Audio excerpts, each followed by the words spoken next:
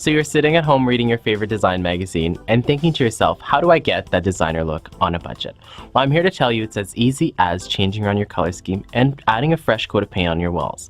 So on this episode of the Marc Atiyolil Show, we're going to learn how to paint. The first step to any successful painting project is organizing. So the painting process is done in 3 different steps: organizing, prepping, and painting itself. When organizing your project, you're going to want to know what type of paint to use. So there's different types of paints that are available by Para. There's flat, pearl, eggshell, satin, semi-gloss, kitchen and bath, and melamine.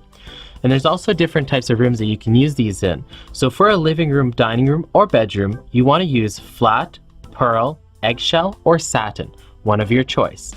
For a high traffic area such as a hallway, you want to use pearl, eggshell, satin, or semi-gloss. For a kitchen and bath, Para actually has a kitchen and bath paint that you can use, or you can use eggshell paint.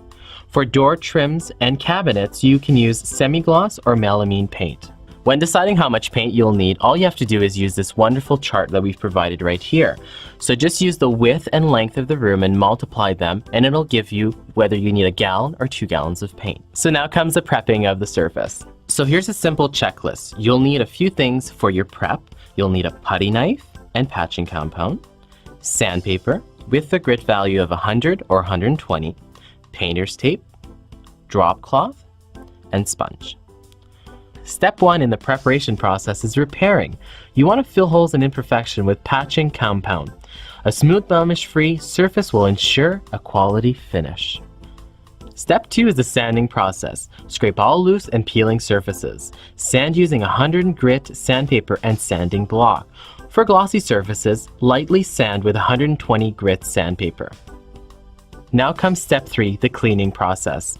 Remove dirt and grease with a TSP, that is trisodium phosphate solution, and sponge.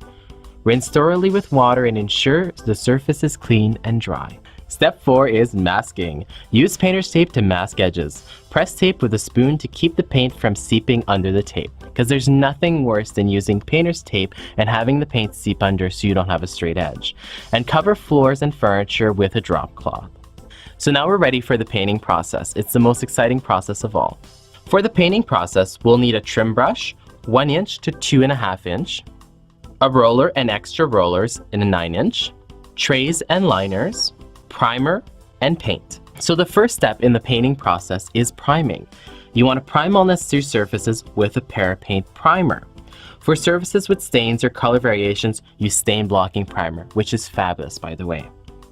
Step 2, paint sealing with sealing paint.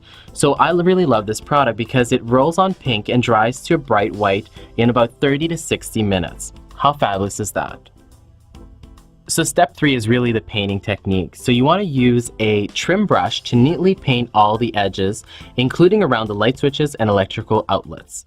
In a 2 foot by 2 foot area, roll paint in a large W and fill in. And you want to work vertically across the wall and apply a second coat if necessary. Step 4, which is the final step of all, is the finishing touches. So you want to achieve a professional look with door and trim paint.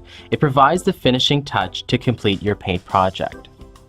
So guys, those are the steps to a successful paint project. Hope you had just as much fun as I did painting my living room. So we'll see you next time on the next episode of the Marc Atiyolil Show.